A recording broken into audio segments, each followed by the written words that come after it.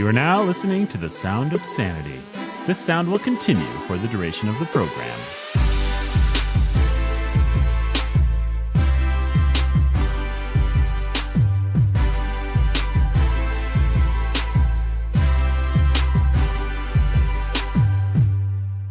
Hey everybody, welcome to Sound of Sanity. This is Nathan, your humble and obedient host, and we've got the preacher who's a teacher of sanity right there. There you go, it's me. It's Benjamin Sulzer. How you doing, Ben? Good, Nathan. How are you?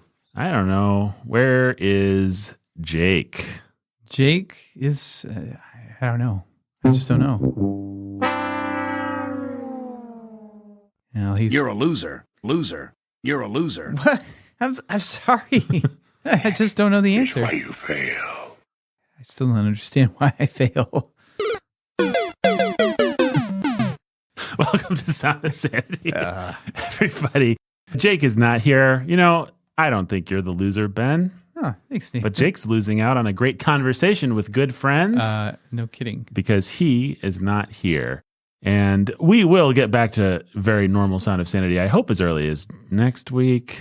Maybe it'll be 2 weeks from now, depending on what happens with scheduling and stuff. But people have been on vacations and all kinds of crazy stuff has happened. We recorded a season, or the beginnings of a season of World We Made, season 3.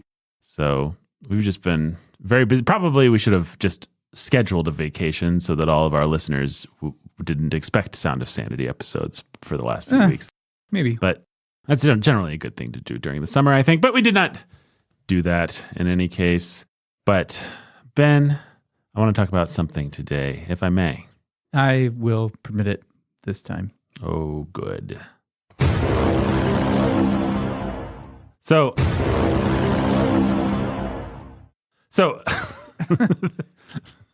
want to talk about my new soundboard. People may have noticed. Having too much fun. It is pretty fun. But in fact, let's keep talking about this soundboard. Nope, that's not the sound I wanted. In fact, let's keep talking about this soundboard. No, we should talk about something that makes us feel insane. Like your new soundboard. Like your new soundboard. No, I'd like to talk about something from our Discord. Now, Ben, how do you get to be a part of our Discord? Well, Nathan, you have to sign up for at least $5 a month on patreon.com/Sound of Sanity. And you're admitted to an awesome, incredible Discord community with us. Yeah. We're there. And a bunch of other cool people. Yeah. And we get to talk about what makes us feel insane and provide fodder for the episodes. Yeah. And we give updates on our creative projects and stuff like that. We do all kinds of things. Yeah. We have a whole channel just called The Gospel Coalition Stinks, I think, or something like that. We do. So anyway, I was noting at some point that Jordan Peterson is feeling out of touch. And I don't know, when's the last time you watched a Jordan Peterson video, Ben? It's been a little while, honestly, Nathan. Are you aware of the fact that he joined the Daily Wire, Ben Shapiro's outfit? I did hear a little bit about that. I know he just did an interview with Dave Rubin. Yeah, he's been kind of making the rounds. And did you watch his by any chance, his video, like a message to the Christian church? Nope, heard about this, but I didn't watch it yet. And then he also did a message to Muslims or something like that. So he's been making the rounds, making waves, taking names, kicking butt, all that kind of stuff. And a point that I made previously was that I just felt like, you remember when he had like that mental breakdown thing a couple of years ago? I mean, I didn't really pay attention to it. Neither one of us are like big JP fanboys or anything like that. No, notwithstanding that we wrote a song about him back in the day. We did write a song about him, and we recorded a giant podcast about him, and he's an interesting figure and all that sort of thing. But in any case, he had some kind of a mental breakdown or something like that. All right. I confess total ignorance. Yes. For me. Well. That is why you fail. What can I say, Ben? No doubt. Man, just failing all over today. Well, in any case, he had this mental breakdown, and I sort of feel like he's never, and that was a year or two ago, I don't feel like he's ever really come back from it. I feel like he's always been a little off key since he came back. These you remember like when we read 12 Rules and Jordan Peterson was sort of first becoming a household name. We watched videos and stuff, and we've all watched some Jordan Peterson videos, and his presentation was always kind of for lack of a better word, dorky. Like he was just sort of excited about his stuff, and I'm not doing a good Jordan Peterson accent. No, this is great. I don't know how to do a Canadian accent, but he just wants to tell you about the, you know. No, this is the best Jordan Peterson accent I've ever heard. What's that? Jordan Peterson's on the podcast. Yes, I am. And he just wants to tell you about the psychological analysis of Cain and Abel or something like that. And you got to slay the dragon and be the lobster and all that. There's hierarchies in every lobster. Things like this. Yeah, you know? I remember this well. And he'd just be excited about this stuff. And there's a famous video where he does the interview with the newscaster lady, and he corners her somehow, and then he smiles and says, "Gotcha." And she's like, "Yeah, I suppose you did." And he's just kind of this charming figure. Well, now he's come back, and he signed on with the Daily Wire, and for lack of a better phrase, he's very Daily Wire-esque. He's just very sharp and kind of got this angry, edgy kind of, they've taken our culture. I don't know. I can't. This is my favorite new character. Jordan Peterson, the leprechaun. Yes. I'm so angry. I think it's going to be JP the leprechaun. JP the leprechaun. No relation. No relation. All right. Well, watch out for him in the next Chip and Lance season or something like that, folks. But he can join. What's our other leprechaun guy's name? Oh, Silent Bob or Little Odd Bob. Little Odd Bob. Yeah. In any case, Jordan Peterson has been very angry, edgy, very different than he used to be.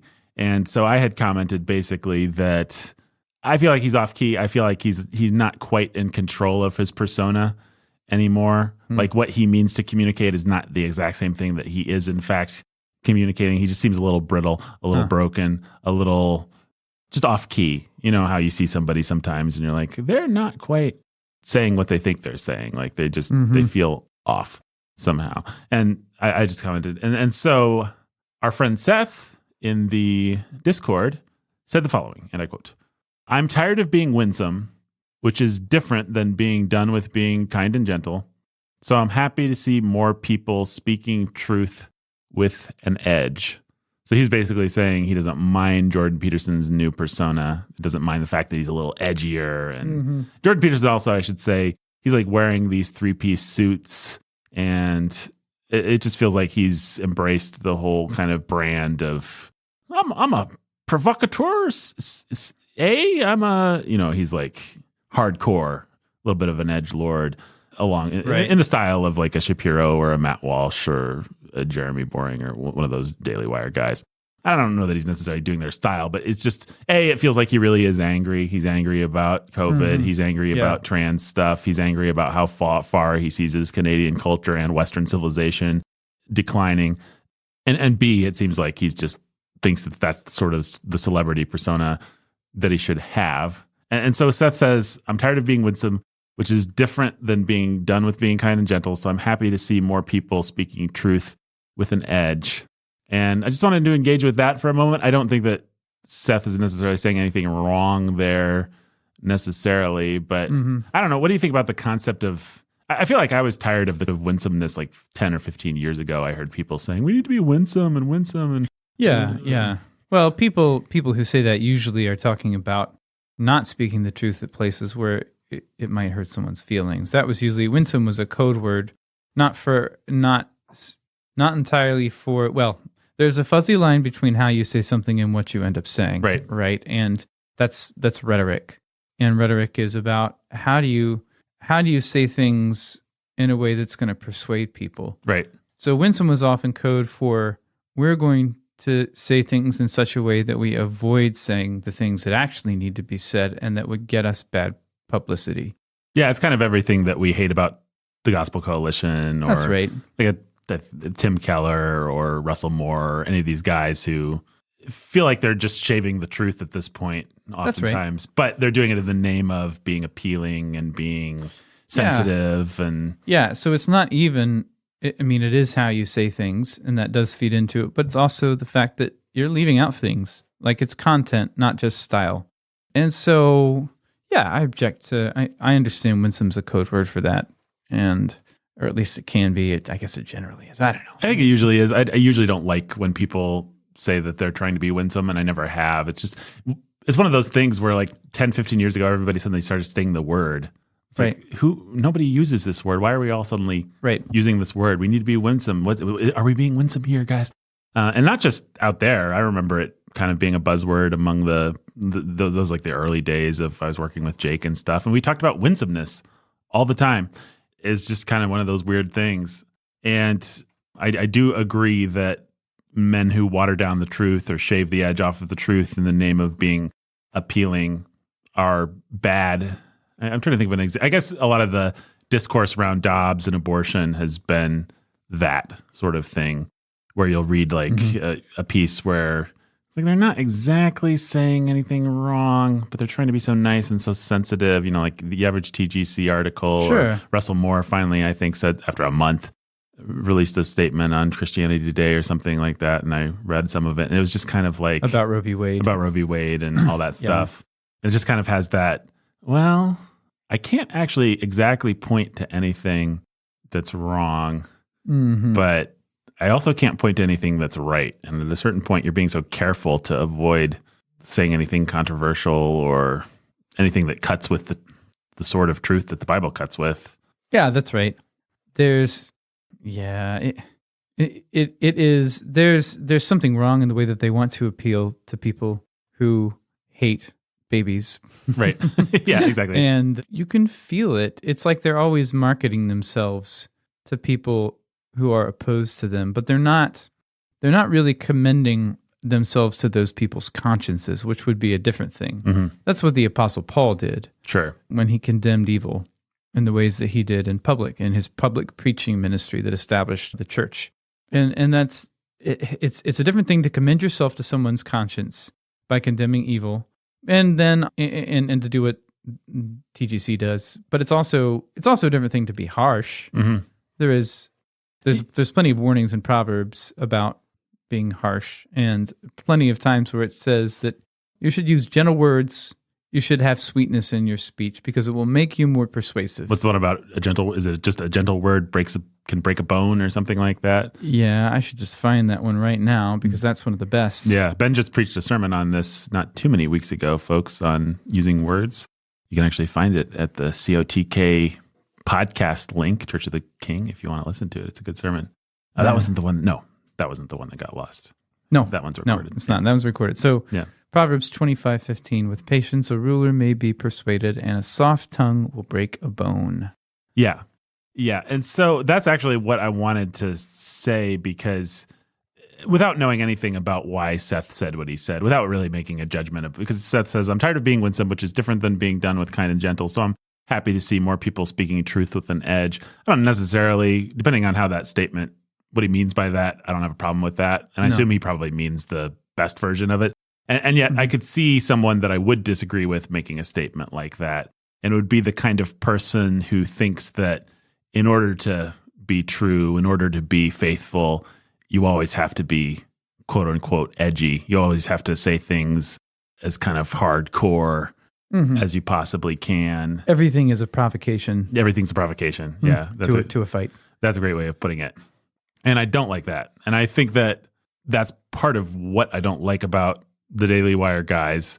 And it's part of what I don't like about Jordan Peterson's new persona, which obviously you can't comment on because you haven't seen, but just the idea that he's gone from someone who is naturally just kind of a dork who is interested in Jungian stuff, and I think had a real backbone and had moral courage and stuff, but was just kind of this goofy Canadian dork, and now he's got to talk like this and kind of lower his voice and glower at the camera and frown, and it's like that's not your natural mode. This is an affectation, and I think that's too bad. I don't know. I mean, I think I don't automatically have more respect for a man just because he talks in an angry voice, or think that he's being more faithful to the hard truths of Scripture. I thought Jordan Peterson was more effective when he was being himself, which is kind of a weird Disney, I don't know of a better way to say that, but... Well, yeah, there is something about using the personality that God gave you and being sure that, well, what I said in my sermon on words is you have to tell the truth and you have to be kind. And if you do both of those things, it will influence your style and the way you say things. And it's also true that you can lie You can tell a lie by the manner in which you say a truth. Yeah. And that's a tricky area for sure. But there is something to using the personality God gave you, and not trying to be someone who has an edge that they don't naturally have. Right. Some people are more boisterous. Some people are more reserved. Some people are more edgy. Some people are more gentle. And we don't all have to, we can all be faithful and allow the word of God to have a real edge in the way that we share it with people without trying to fit a particular mold of what that looks like, I think. Yeah, I'd agree. Yeah. So I thought the reason, again, Seth probably already knows that. We're not arguing with Seth. I'm just arguing with the worst version of what his statement could mean, which is that it's time for everybody to just be edgelords. Is that what the kids call it? I don't know. I think that's a phrase. Edgelords. I also think, and we talked about this a little bit in our World We Made season that we've recorded but not yet released. Hopefully, Lord willing, we'll release it soon. A lot of times, a certain kind of man will act very edgy and very provocative in a selfish way, in a way to attract a following. He wants to act very strong so that he can kind of attract weak men who feel a lot of tension about this or that. And they just want somebody to settle the issue and to be real strong and to have their ducks all in a row. And maybe these weak men can't deal with some of the tension that they feel about it. So they want the problem to be externalized. They want the problem to be out there, and they want somebody to rail definitively and strongly and cuttingly against the problem so that we can all just go out. We know who the enemy is. We can go crush them.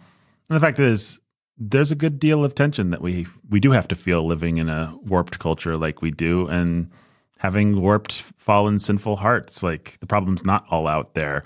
Yeah. The problem's in here. And so I think a good leader, does need to speak against sin, but also he needs to acknowledge that there's sin in his own heart. He needs to have a certain godly self-deprecation, if you know what I mean.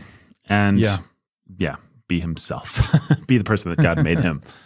So, yeah, I think so. I mean, I think it is easy to swing to the side of edginess for its own sake, which is in the end just an expression of an ungodly frustration. Like, I don't know, you think of John and James wanting to call down fire on the village that rejected them, and Jesus rebuking them and saying, you don't know what spirit you're of.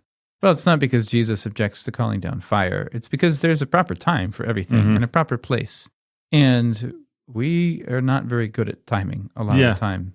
And whether we err on the side of cowardice or harshness, we need to gain wisdom in this. And a lot of that comes from, guess what, being in a church and having people who care about you and who can judge you, who are outside of you and can be like, you're actually just edgy for edginess' sake, or, well, you're right, you have been shaving the edges off the truth and you should stop. And that will make you, more quote unquote edgy. Yeah. But that kind of thing is hard to figure out without community, I would say. Yeah, I think that's absolutely true. You need to be calibrated by other people. I guess the other thing I would say is I'm not opposed to people who are immature or young or just learning the ropes having some slight miscalculations. In other words, a guy who's just learned, I need to be faithful. He might accidentally be a little over edgy or a little under edgy or something like whatever. Right. That's just part of growth. Like, I don't want to overly discourage somebody like that. Yeah. But I think you do have to learn wisdom and when and how to do these things. Yeah. So, I don't know anything else to say about that. I don't know. What would you say to a young man who's listening, who's like, yes, okay, but you're making me feel stifled because I want to have gravitas and I want to fight a war for the truth. And you're saying I just have to not be zealous? Nope. You should have zeal, and that's good to have. And you should live in community, and you should learn to see yourself from other people's eyes. Yeah. And that doesn't mean that you'll not say something you were going to say because you realize that other people won't like it. But it does mean that you'll begin to gain a little bit of perspective on yourself. And you should try to get some perspective on yourself. Yeah. Be in community, be in a church. Pray for openings to share the gospel and say hard things. Pray that you'll be able to do it in a way that leaves your conscience clean. I mean, another good passage for this kind of stuff is, find it. Hold on. Okay, hold on. Oh, I was going to the right place.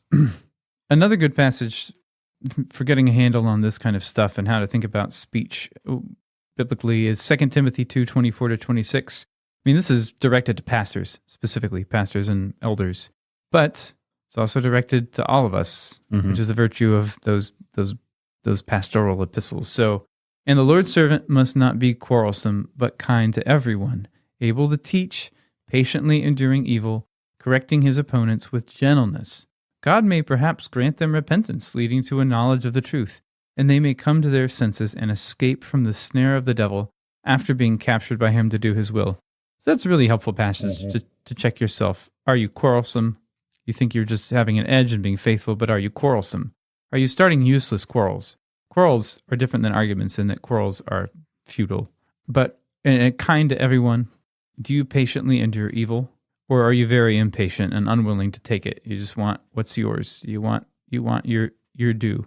Do you correct your opponents with gentleness? Do you have the view of them that you want God to lead them to repentance, and that's the aim of being edgy? And if that's what you want, and if on some level perhaps they're able to sense that, at least some of them are able to sense that, then that's a good indicator that your edginess is in service of the Lord and not just your own pride. Because you also see some compassion in this statement. These people have been captured by the devil to do his will, and you want God to set them free. Even though they're the opponents of God and the opponents of the church and the opponents of the truth and the opponents of love. And so you should want those people to be set free. Those are all considerations.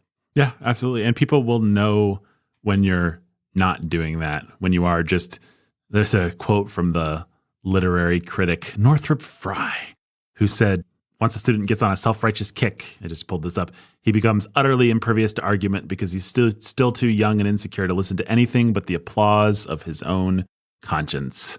And I think there's a kind of person that's like that is only doing things so that they can, because they feel insecure and they're trying to shore themselves up, and they just want to listen to the applause of their own conscience.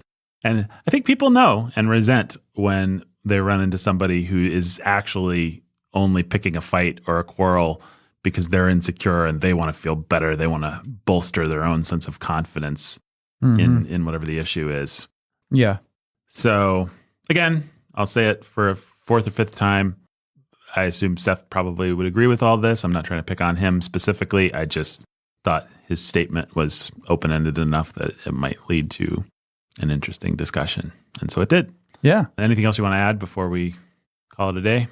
Oh, only that everyone should get used to everyone should get used to looking back on things they said or didn't say at the time, where they would have said, well, I didn't say that because I was being gentle, I was being wise, I was holding back because it wouldn't have been fruitful. And I was just, but then you look back on it and you're like, actually, I was a coward. Yeah. And then there's times where you're like, man, I'm going to be faithful now. I'm going to say something. You look back on that a year later and you're like, most of that was pride. I thought I was just being faithful. Or, I mean, and obviously there's a lot of gray area in here. But the point is, you're going to judge yourself looking back, and you're going to find yourself cowardly. You're going to find yourself harsh, and you're going to find those qualities mixed into what you've said and done at the best of times. So have some patience with yourself and be humble about this kind of thing. Yeah. I mean, you can't be, on the one hand, paralyzed by those kinds of considerations. On the other hand, you cannot charge forward heedless of them. You need to actually evaluate yourself and think back on things. And you will see a lot of that. I've seen a lot of places in my life recently where I'm very thankful that just by God's grace, I didn't say something. Actually, like I wanted to say something and we ran out of time, or I didn't say it for whatever reason. And then I look back on it a little bit later and I'm like, oh no, I would have made a terrible fool of myself if I'd said the angry thing that I wanted to say. Yep. Same here. The faithful thing I wanted to quote unquote, you know. So I'll tell you what you'll never regret though. Going to patreon.com. This is Sound of Sanity /Sound of Sanity, signing up to become a patron. You can become part of a Discord. You can get on there and leave very provocative, edgy statements about how much you loved this podcast and how anyone that didn't love it was an idiot, maybe, if you want to. Yeah. Yeah, that's good. Or you can just be nice. I don't know. I like that. Be cool. In any case, patreon.com/Sound of Sanity is the place to go to engage more with us and also support our creative work. That money helps with things like Chip and Lance and the Ville and fun stuff like that. So do it. Do it. And until next time, stay sane.